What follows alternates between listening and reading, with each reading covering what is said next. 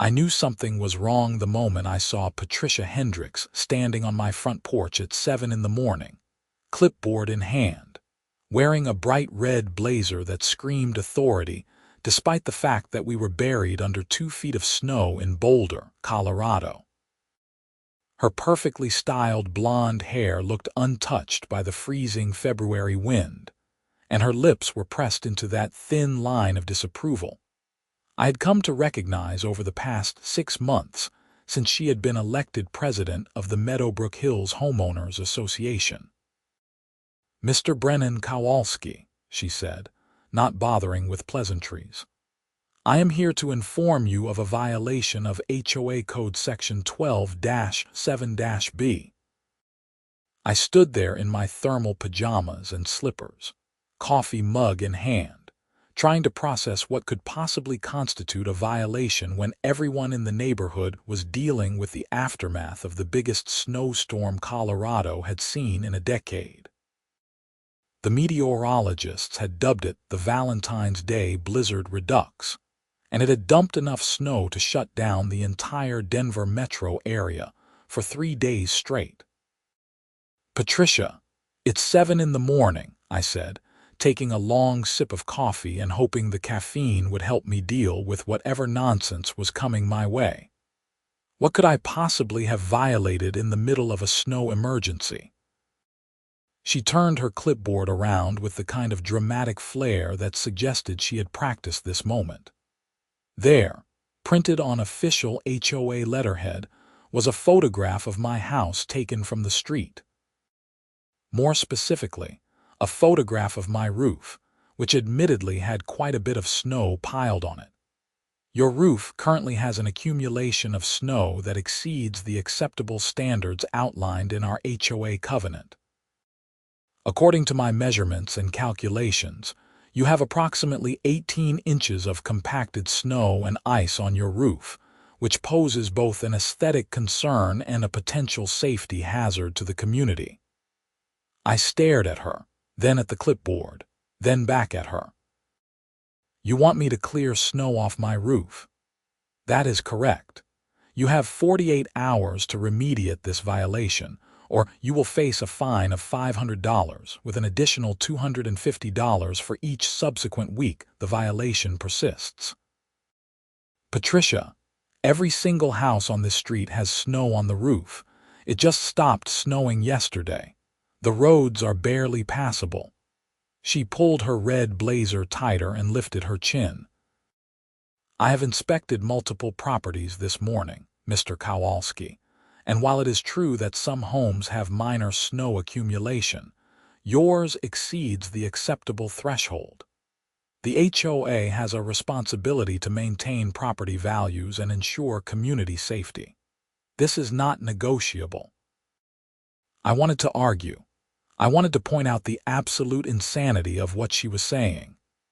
Instead, I noticed old Mr. Chen from across the street peeking through his curtains, and Mrs. Rodriguez 2 doors down had paused while shoveling her driveway to watch our exchange.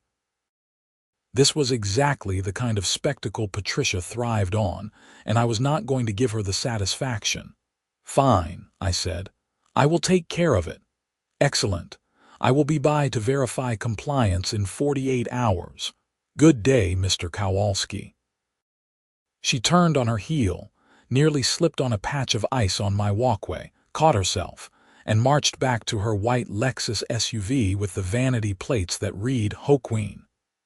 I closed the door and leaned against it, already feeling my blood pressure rising.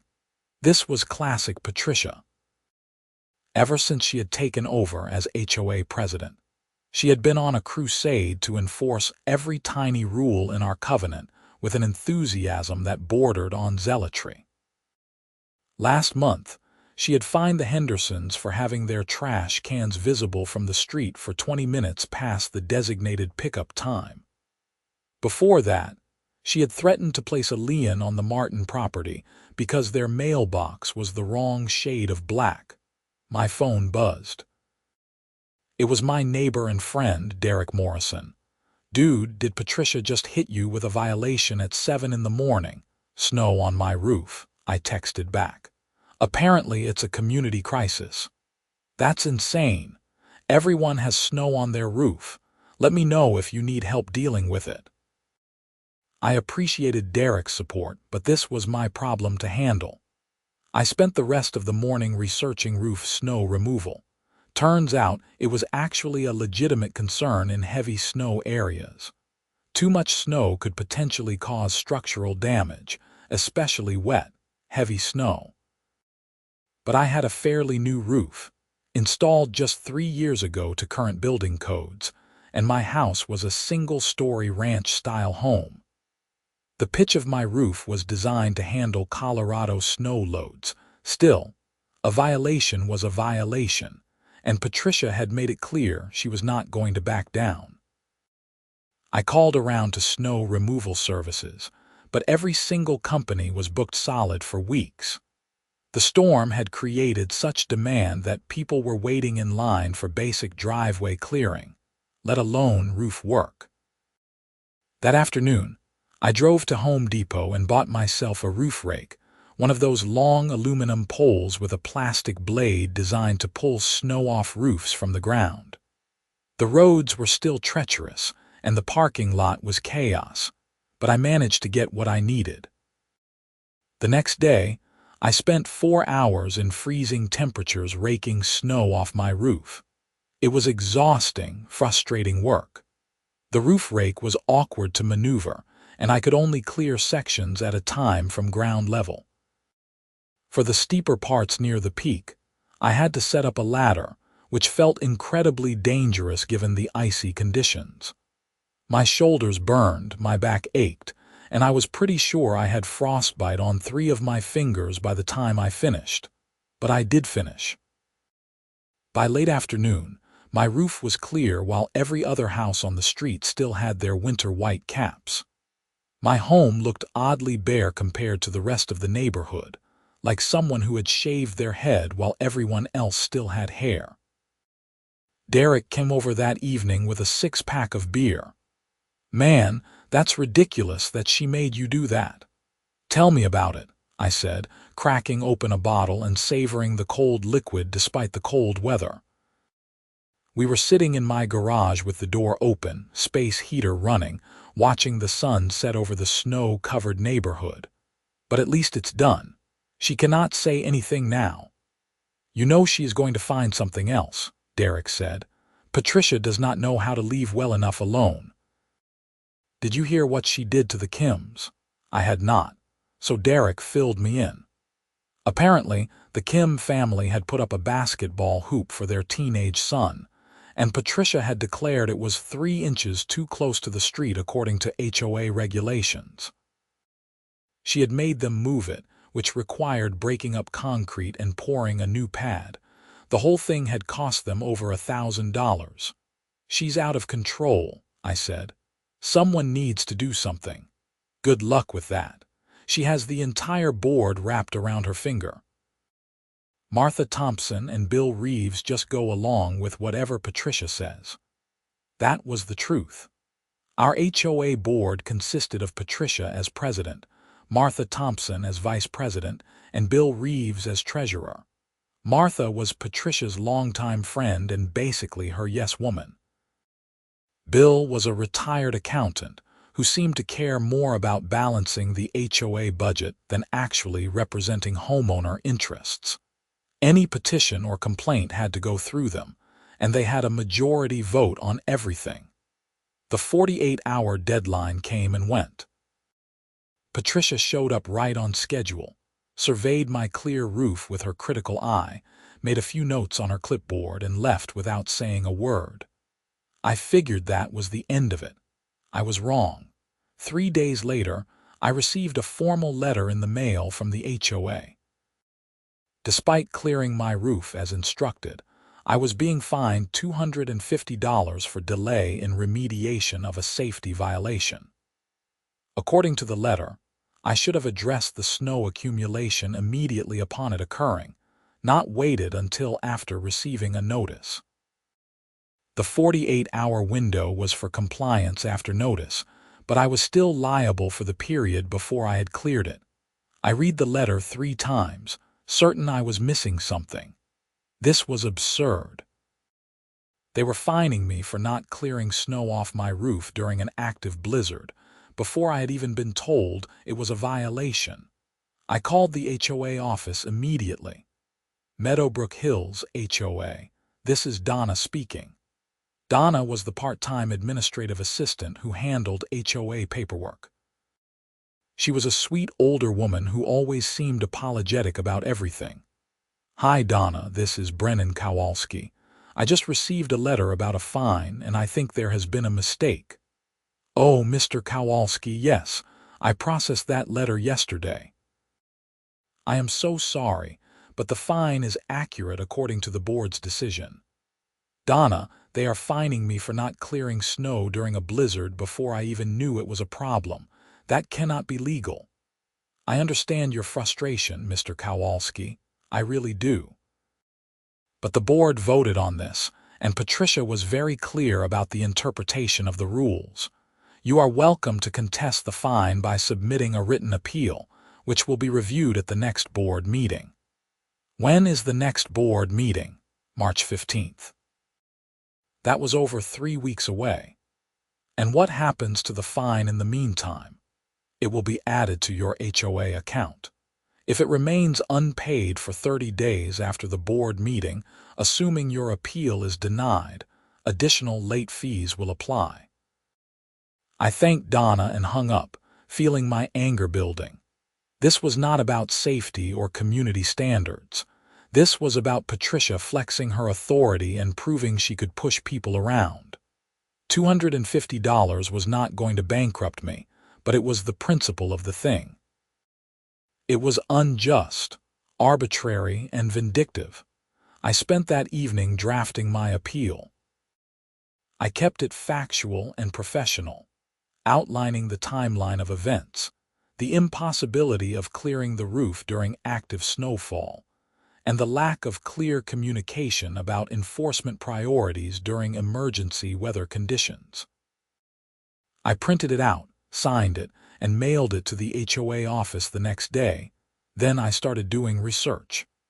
I pulled up the HOA covenant, all 147 pages of it, and started reading.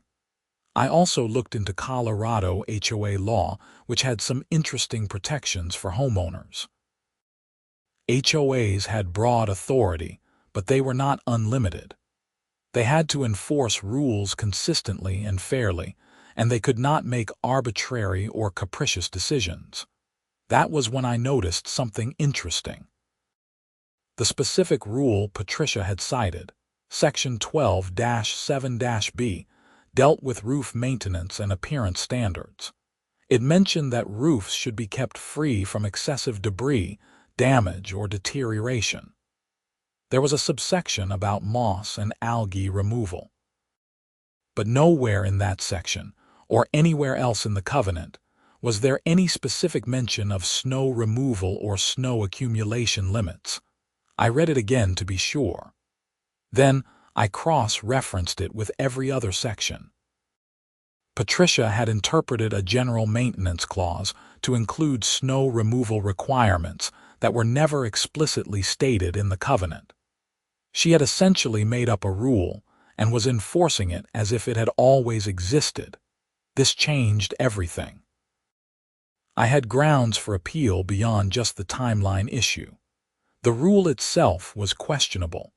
I revised my appeal to include this analysis, citing specific covenant language and Colorado HOA statutes about rule enforcement. I felt good about my chances. The weather started to warm up over the next couple of weeks. The snow began to melt, slowly at first, then faster as temperatures climbed into the 40s. Roofs all over the neighborhood shed their white blankets naturally, vindication of my position that this had never been an urgent safety matter requiring immediate intervention. March 15th arrived. The HOA board meeting was held at the community clubhouse at 7 in the evening. I arrived 15 minutes early to find about a dozen other homeowners already there, most of whom were dealing with their own violations and fines. The Kims were there about their basketball hoop. An elderly woman named Grace was contesting a fine for having a garden gnome that exceeded the permitted decorative item height by 2 inches. A young couple, the Patels, were appealing a fine for parking their truck in their driveway instead of their garage.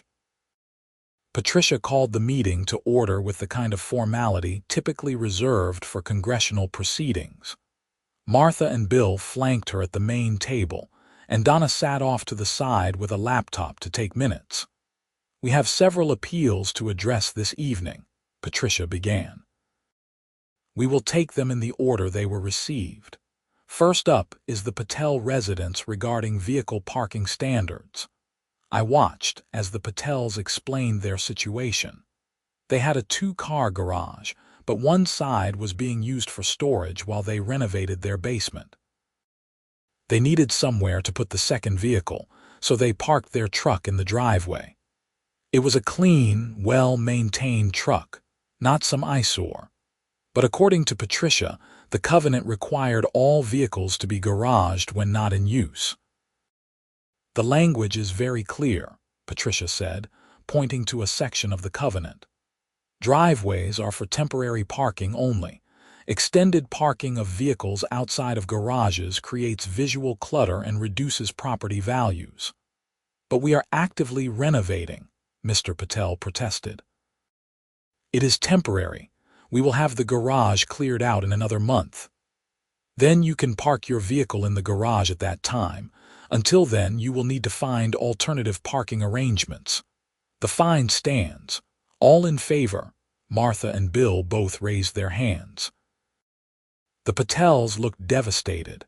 Next was Grace and her garden gnome.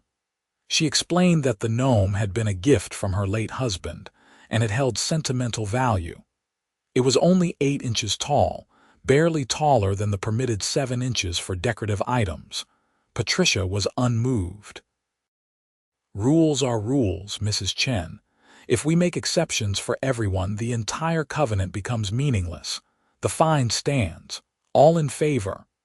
Again, Martha and Bill voted with Patricia. Grace left in tears. Then it was my turn.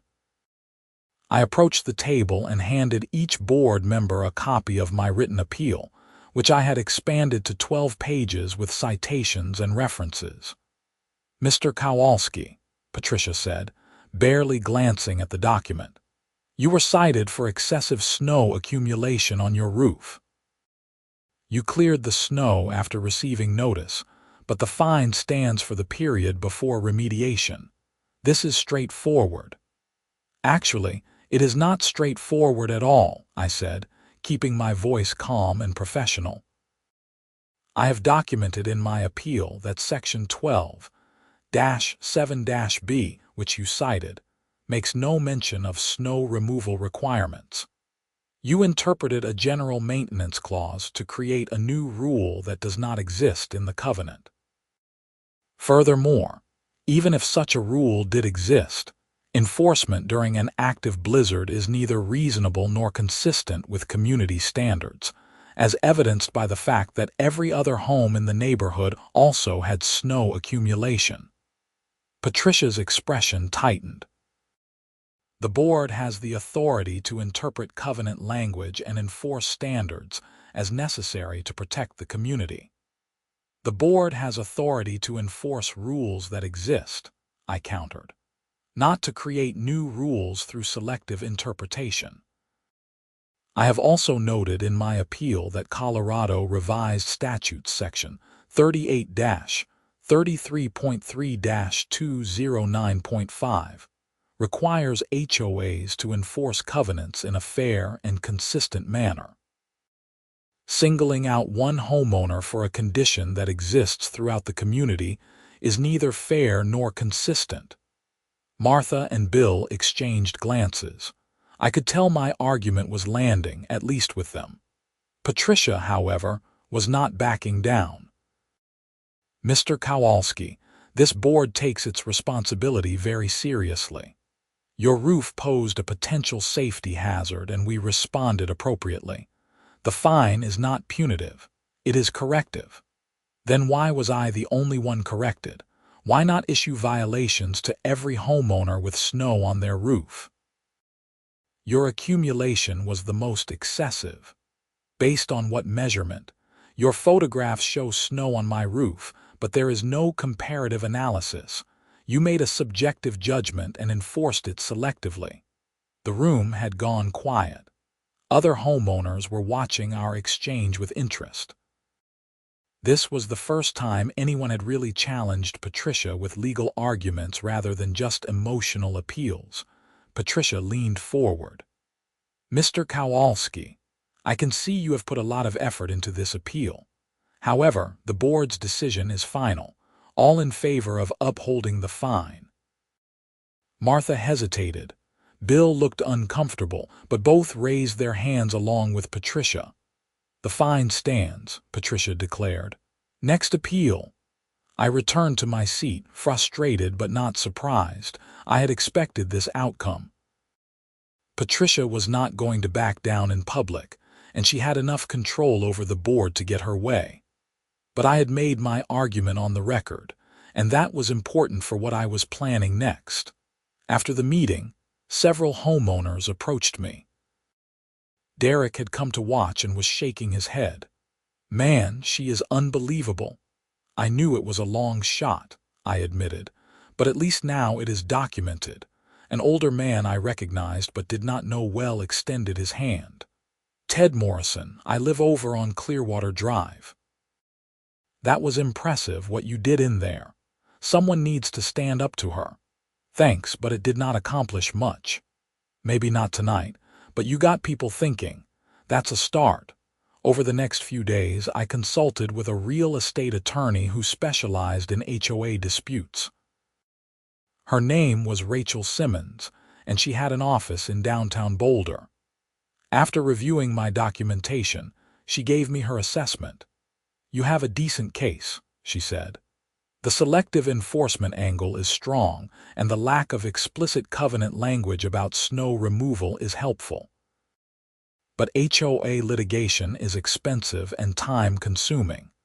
We are talking tens of thousands of dollars in legal fees, and it could take years to resolve. For a $250 fine, the math does not really work in your favor. So I should just pay it." That is usually what people do. HOAs know this. They keep fines small enough that fighting them costs more than paying them. It is frustrating, but it is the reality. I left her office feeling defeated. Patricia had won, and she knew it. The system was rigged in her favor. I paid the fine the next day, but I did not forget about it. I started paying closer attention to HOA matters and talking to other homeowners. I discovered I was not alone in my frustration. Patricia had alienated dozens of people with her aggressive enforcement tactics. But nobody knew what to do about it. She controlled the board, and the annual HOA elections were not until November. March gave way to April. The snow finally melted completely, and Colorado spring arrived with its usual schizophrenic weather pattern of sunshine, rain, and occasional late-season snow flurries. I was working in my yard one Saturday afternoon, putting down mulch in the flower beds, when I heard a loud crack followed by a thunderous crash. The sound came from somewhere up the street.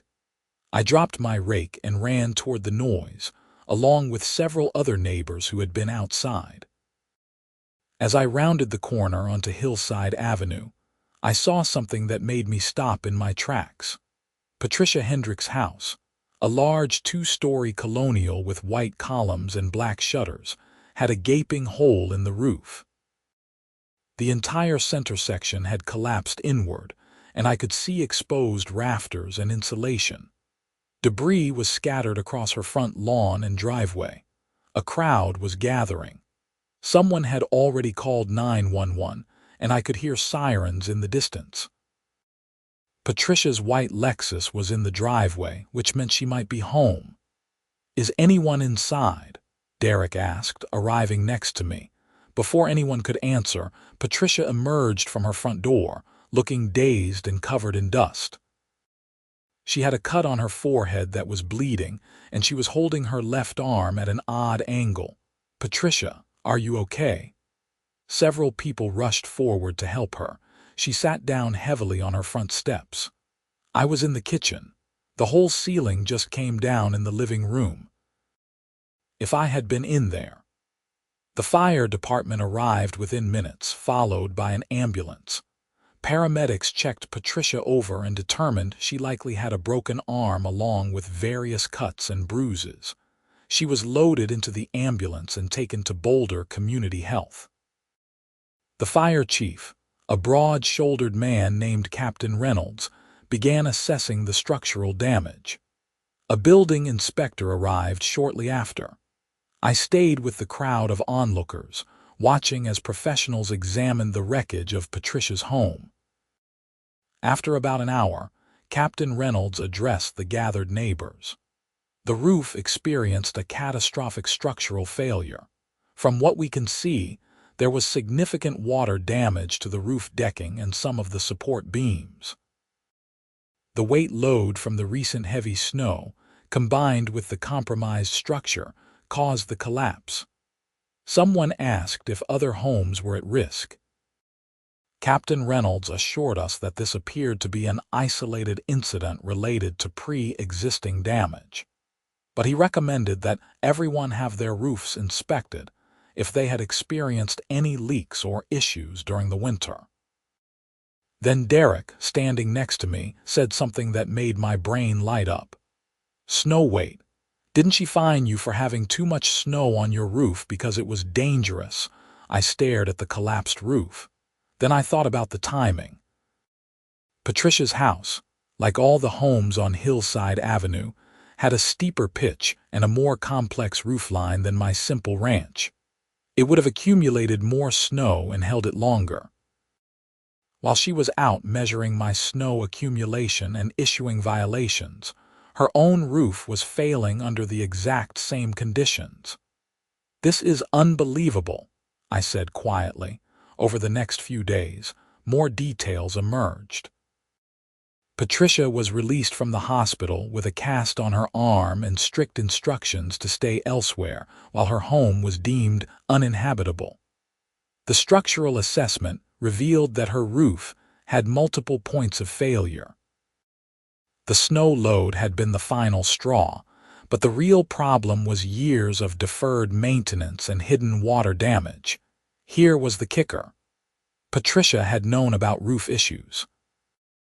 According to county building records, which became public when the insurance investigation started, she had been cited 3 years ago for improper roof ventilation that was causing moisture buildup. She had never fixed it. She had let the problem fester while focusing her energy on harassing neighbors about minor covenant violations. The irony was not lost on anyone. Within days, it was the talk of the neighborhood. Patricia, who had fined me for snow on my properly maintained roof, had allowed her own roof to deteriorate to the point of collapse under the same snow conditions. I wish I could say I felt sympathy for her, but mostly I felt vindicated and angry. If she had been genuinely concerned about roof safety, she would have started with her own home. The violation she had issued me was never about safety. It was about control and authority. The HOA board called an emergency meeting in mid-April. Patricia was still acting as president despite her injury, though she looked diminished sitting there with her arm in a cast and visible bruises on her face. The meeting was packed. Word had spread about the roof collapse and its connection to my earlier violation, and people wanted answers. I stood up during the open comment period.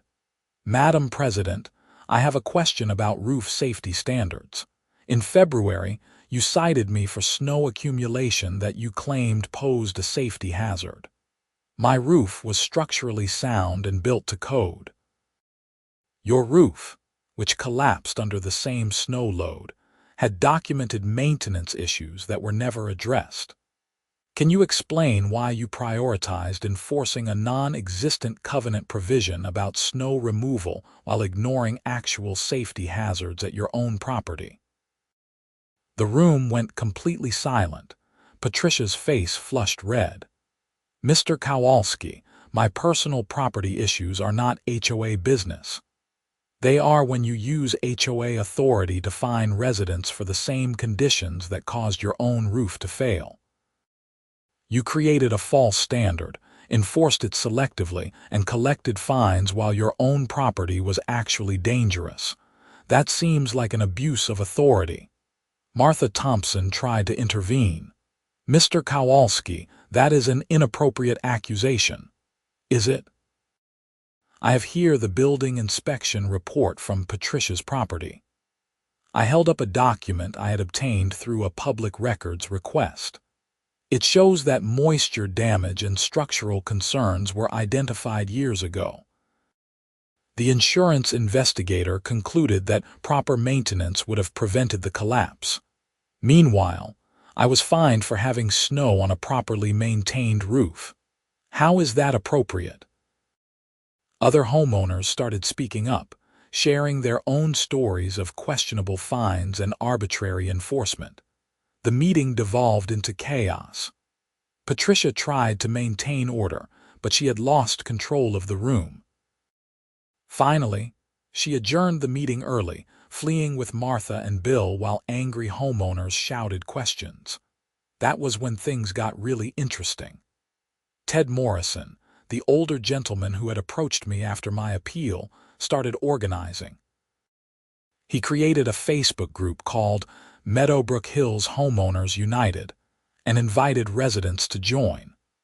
Within a week, over 200 of the neighborhood's 300 households had joined. People shared stories of Patricia's enforcement actions, compared notes on fines, and discussed covenant interpretation. A pattern emerged.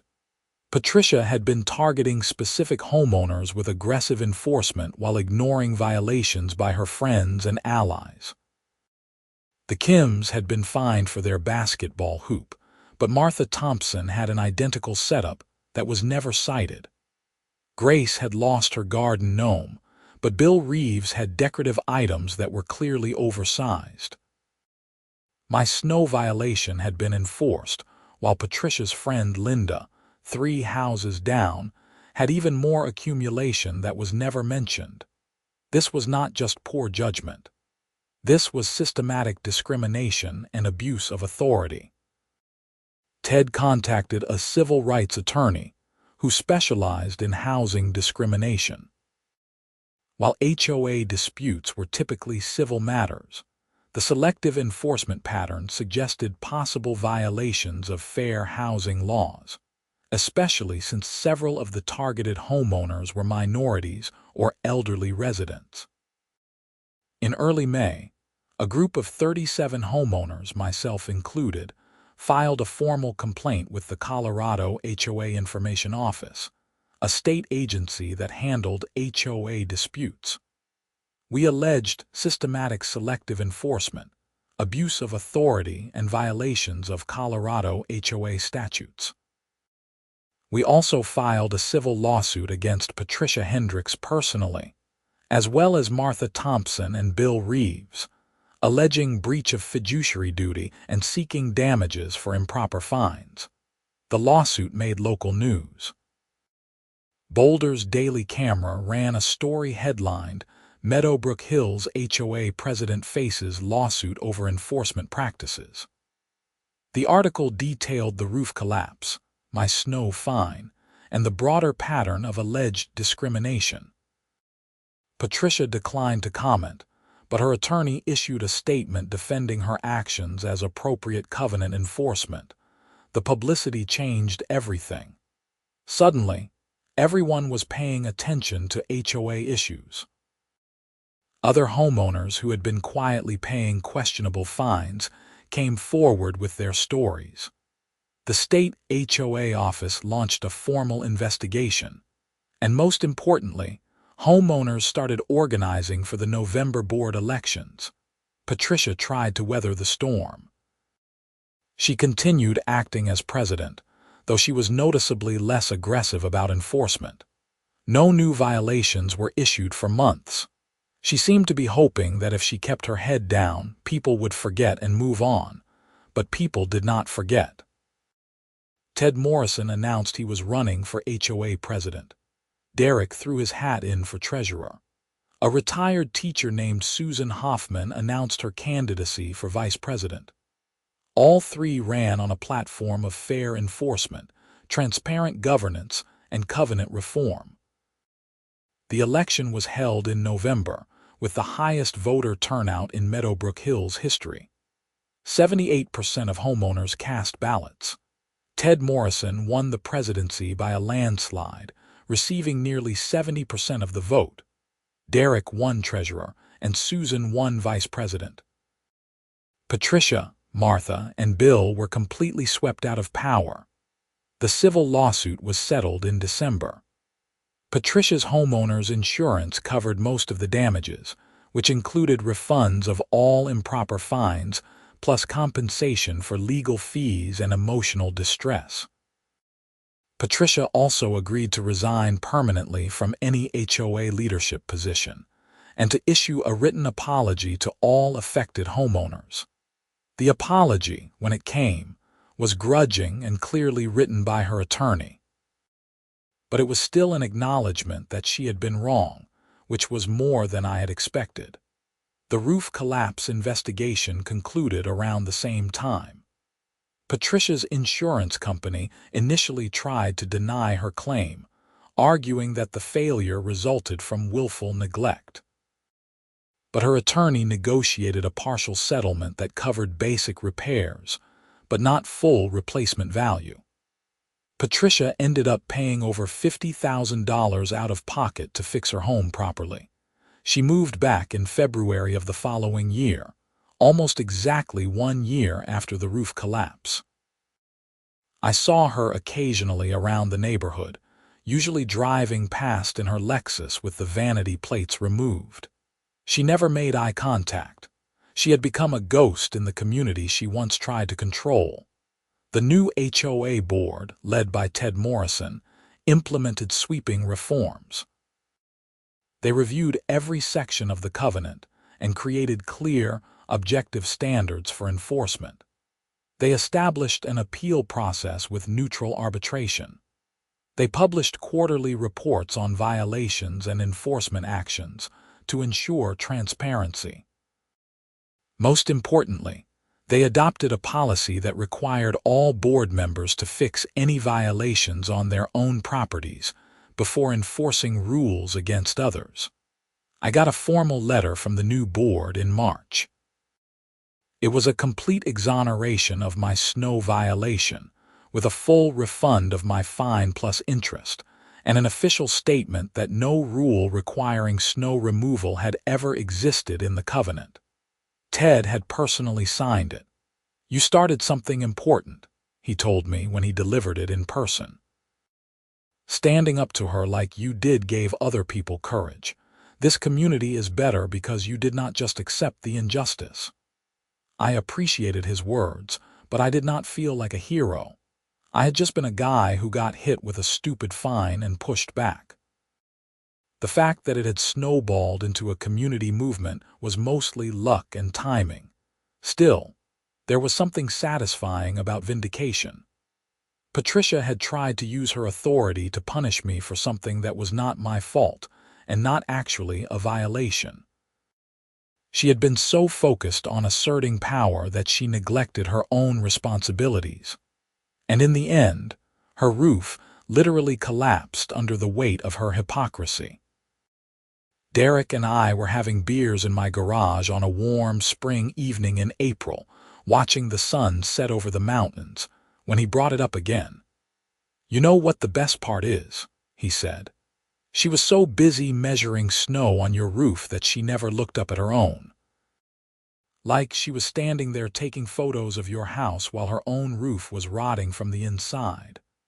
"It is pretty poetic," I admitted. "More than poetic. It is justice. She created this whole crisis about your snow, fined you, made you spend hours clearing it, and for what? control. Meanwhile, the actual dangerous roof was hers the whole time, and it collapsed from the same exact snow she said was a problem on your house. I took a long drink. I just wish she had figured it out before it got to that point. Nobody should have their roof collapse, even Patricia. You are more generous than I am, Derek said. She got exactly what she deserved. I was not sure I agreed with that. Patricia had definitely brought her problems on herself through negligence and misplaced priorities. But a collapsed roof was a serious, traumatic thing. It could have killed her if she had been in the wrong room at the wrong time. I would not wish that on anyone. What I did wish was that people in positions of authority would remember that rules are supposed to serve the community, not the other way around. Patricia had gotten so caught up in enforcement that she forgot why the rules existed in the first place.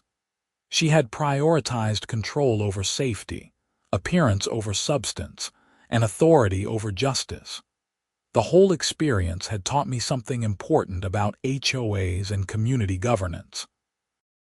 These organizations have real power over people's lives and properties. When they are run well, by people who genuinely care about the community, they can maintain standards and protect property values. But when they are run by petty tyrants who care more about power than service, they become tools of oppression. I also learned that fighting back matters. It would have been easier to just pay the fine and move on. $250 was not worth the stress and effort of appeals and lawsuits and community organizing. But by standing up and saying, "This is wrong," I had helped create space for others to speak up too. Sometimes the principle matters more than the practical cost. The following winter brought more snow, though nothing like the blizzard that had started everything. When the first significant snowfall came in December, I watched the white blankets settle onto roofs throughout the neighborhood, including mine. Nobody said anything. Nobody measured anything. Nobody issued violations. The snow sat until it melted naturally, and the world kept turning. I did, however, make sure my roof was properly maintained. I had it professionally inspected that fall, fixed a few minor issues with the flashing around the chimney, and made sure the ventilation was adequate. Not because I was worried about HOA violations, but because I had learned from Patricia's example. Taking care of your own house is important. Making sure your own foundation is solid before you criticize others is just common sense. Patricia's house got a brand new roof, installed by one of the top contractors in Boulder at considerable expense. It looked beautiful, with architectural shingles and copper flashing and proper ventilation systems. From the outside, you would never know the disaster that had happened. But I knew. The whole neighborhood knew. And that knowledge had changed things in ways that went beyond physical repairs. We had learned that authority figures are not always right, that rules can be misused, that standing together against injustice is possible, and that sometimes karma has a sense of irony. I ran into Patricia one time at the grocery store about 18 months after the roof collapse. We both reached for the same box of cereal and our hands touched. She jerked back as if shocked. "Sorry," I said automatically. She looked at me, really looked at me for the first time since the whole mess began. Her expression was complex, mixing shame and anger and something that might have been regret. "Mr. Kowalski," she said quietly. "Patricia." We stood there awkwardly for a moment. I thought she might say something, maybe apologize or try to explain herself. Instead, she just grabbed a different box of cereal and walked away without another word. I watched her go, feeling oddly sad. Patricia was not a monster. She was just a person who had gotten caught up in her own sense of importance and lost perspective. She had hurt people, including herself, because she could not see past her need for control. It was a cautionary tale about power and pride. The new HOA board continued to function smoothly. Ted Morrison proved to be an excellent president, fair and thoughtful and responsive to homeowner concerns. Derek actually enjoyed being treasurer, bringing his IT skills to modernize the HOA's accounting systems. Susan Hoffman organized community events that brought neighbors together in positive ways instead of pitting them against each other. Property values in Meadowbrook Hills actually increased after the leadership change. Turns out people prefer living in communities where they are not constantly worried about arbitrary fines and harassment. Who knew? I settled into a comfortable routine. Work, home, hobbies, friends. I dated a woman named Hannah Williams for a while, and she got a kick out of the whole HOA story. She called it my David versus Goliath moment, though I pointed out that David had actually won his fight quickly, while mine had dragged on for months. "But you did win," she said. "That is what matters." She was right.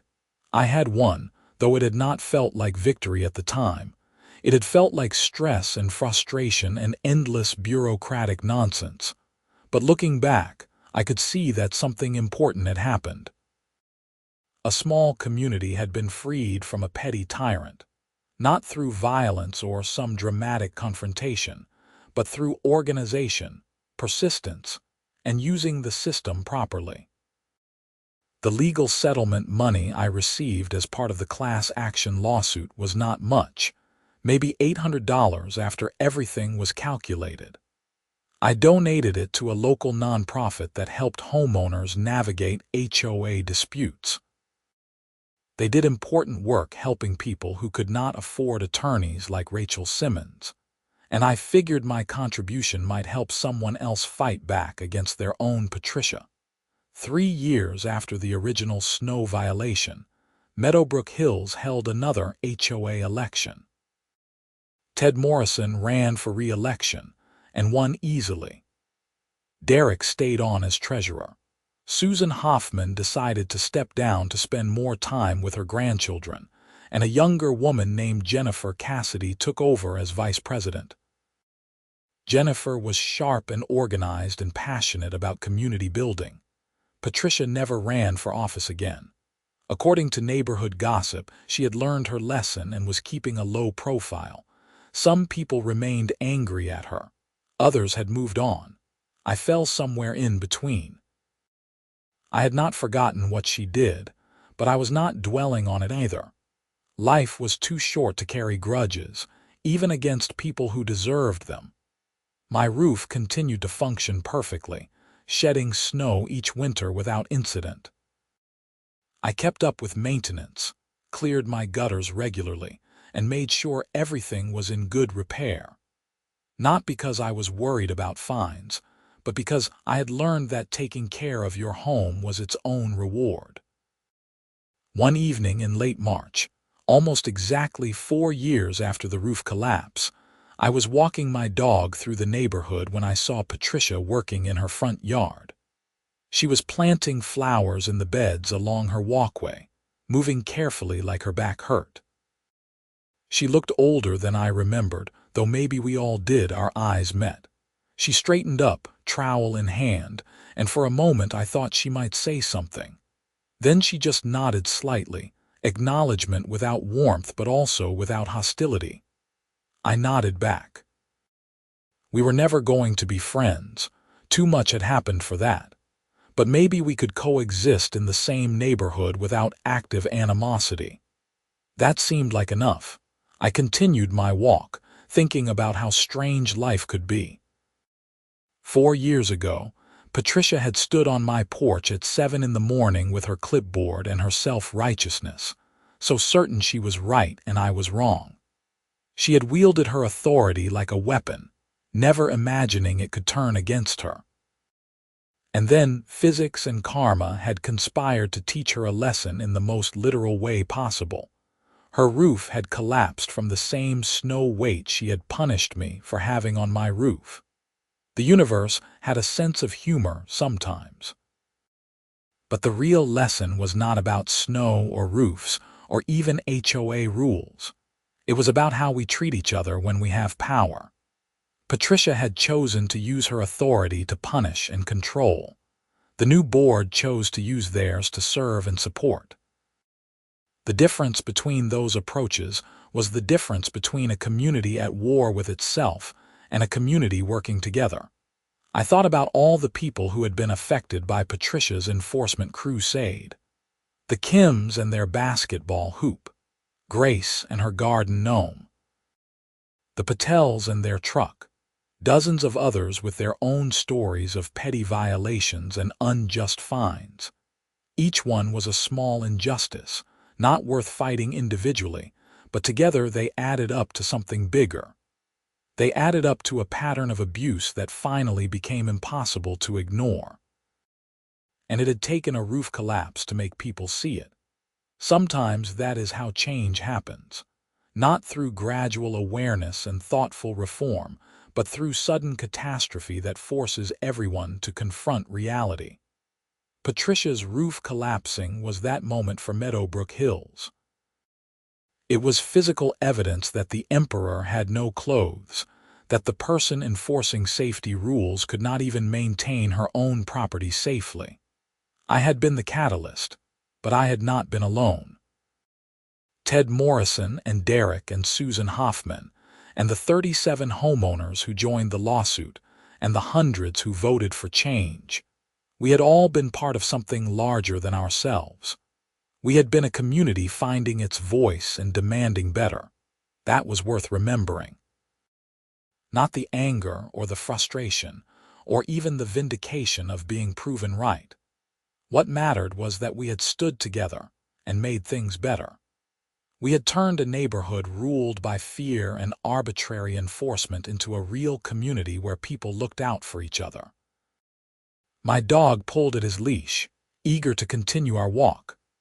I let him lead me down the street, past houses with lights glowing warmly in windows, past lawns greening up with spring growth, past neighbors waving hello from their porches.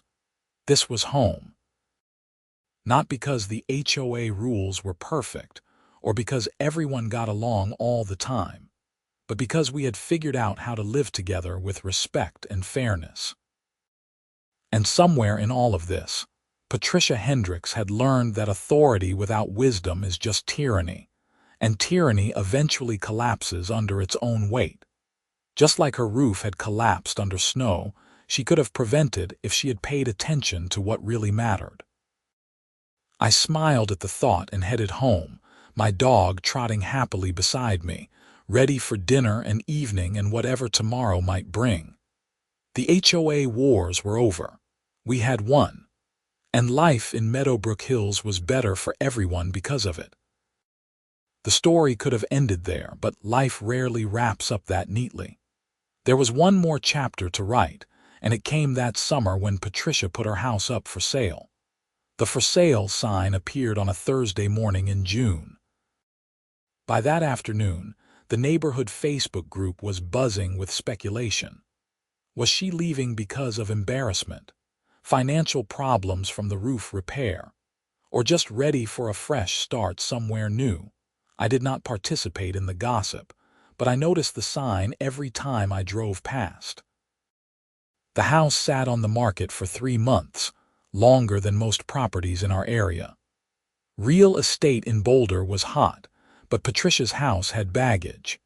Anyone who researched the property would find news articles about the HOA lawsuit and the roof collapse. That history lowered the value and scared off buyers. When the house finally sold in September, it was to a young family from California who had no knowledge of the HOA drama. They had 2 small kids and a golden retriever, and they seemed genuinely excited to join the neighborhood. Ted Morrison made a point of welcoming them personally, ensuring they understood how the HOA actually worked, and that they would never face the kind of harassment Patricia had inflicted on others. Patricia moved to Colorado Springs, according to neighborhood rumor. I never saw her again after she left. I hoped she found peace and learned from her mistakes, but I honestly did not think about her much. She had been a chapter in my life, an unpleasant one, but it was closed now. What I did think about was how the experience had changed me. Before the snow violation, I had been the kind of person who avoided conflict and trusted authority figures. I paid my HOA dues and followed the rules and assumed people in charge generally knew what they were doing. The fight with Patricia had shattered that assumption. I learned that authority had to be questioned, that rules had to make sense, and that fighting injustice was worth the cost. I also learned that I was not alone. When I stood up to Patricia at that board meeting, I had felt isolated and probably doomed to lose. But dozens of other homeowners had been watching and thinking, finally, someone is saying what we are all feeling. That collective frustration had turned into collective action, which had turned into real change. It was empowering and humbling at the same time. I had not set out to lead a movement or reform the HOA. I had just been defending myself against an unfair fine. But sometimes that is how change starts. One person saying no, this is wrong, and refusing to back down. Derek and I still had beers in my garage on warm evenings, talking about work and sports and life. The snow violation had become one of those stories we told at parties, always good for a laugh when we got to the part about Patricia's roof collapsing. But underneath, the humor was a serious lesson about accountability and hypocrisy, and the importance of maintaining your own house before criticizing others. Hannah Williams and I eventually broke up, amicably, and for reasons unrelated to HOAs, but we stayed friends. She told me once that watching me fight, the HOA battle had taught her something about standing up for herself. She had used that lesson to negotiate a better salary at work and to push back against an unreasonable landlord. My small rebellion had rippled out in ways I had never anticipated. That was the thing about standing up to injustice. You never knew who was watching or who might be inspired by your example. Patricia had certainly not intended to inspire anyone except maybe fear and compliance, but her downfall had shown people that tyrants could be defeated. Her collapsed roof had become a metaphor for the collapse of her authority, and that metaphor had power. 5 years after the original snow violation, Meadowbrook Hills was thriving. The HOA ran smoothly under Ted Morrison's continued leadership. Property values had climbed steadily.